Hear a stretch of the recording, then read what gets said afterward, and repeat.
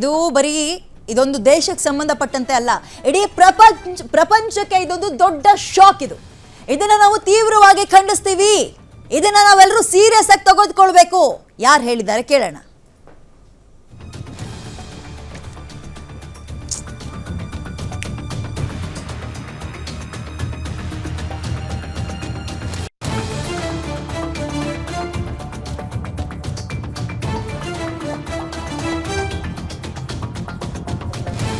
ನಾವೆಲ್ಲರೂ ಇದನ್ನ ಸೀರಿಯಸ್ ಆಗಿ ತಗೊಳ್ಬೇಕು. ಪ್ರಪಂಚವೇ ಶಾಕ್ ಆಗೋ ಸುದ್ದಿ.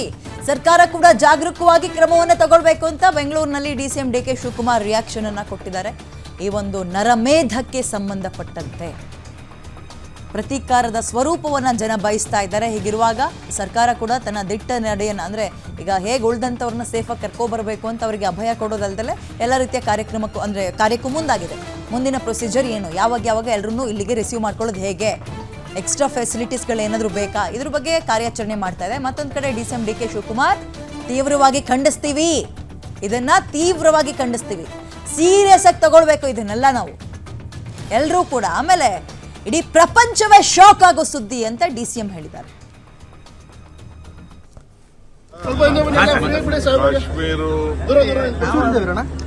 ಇಡೀ ಪ್ರಪಂಚಕ್ಕೆ ದೊಡ್ಡ ಶಾಕ್. ಅದು ಭಾರತಕ್ಕೆ, ನಮ್ಮೆಲ್ಲ ಪ್ರವಾಸಿಗರಿಗೆ ಎಲ್ಲರೂ ಕೂಡ ಒಂದು ಶಾಕ್. ಇದನ್ನು ನಾವು ಖಂಡಿಸ್ತೇವೆ.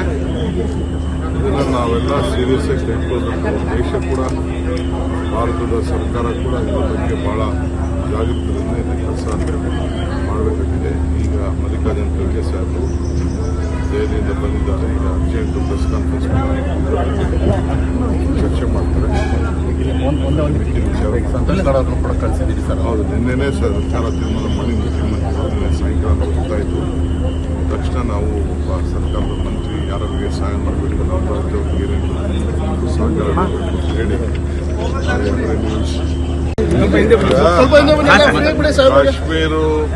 ಕಾಶ್ಮೀರ ಇಡೀ ಪ್ರಪಂಚಕ್ಕೆ ದೊಡ್ಡ ಶಾಕ್. ಅದು ಭಾರತಕ್ಕೆ, ನಮ್ಮೆಲ್ಲ ಪ್ರವಾಸಿಗರಿಗೆ ಎಲ್ಲರೂ ಕೂಡ ಒಂದು ಶಾಕ್. ಇದನ್ನು ನಾವು ಖಂಡಿಸ್ತೇವೆ.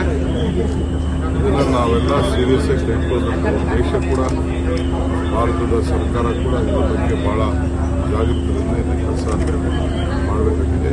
ಈಗ ಮಲ್ಲಿಕಾರ್ಜುನ ಖರ್ಗೆ ಸಾಹೇಬರು ದೆಹಲಿಯಿಂದ ಬಂದಿದ್ದಾರೆ. ಈಗ ಅರ್ಜೆಂಟ್ ಪ್ರೆಸ್ ಕಾನ್ಫರೆನ್ಸ್ ಚರ್ಚೆ ಮಾಡ್ತಾರೆ. ಹೌದು, ನಿನ್ನೆನೇ ಸರ್ಕಾರ ತೀರ್ಮಾನ ಮಾಡಿ ಮುಖ್ಯಮಂತ್ರಿ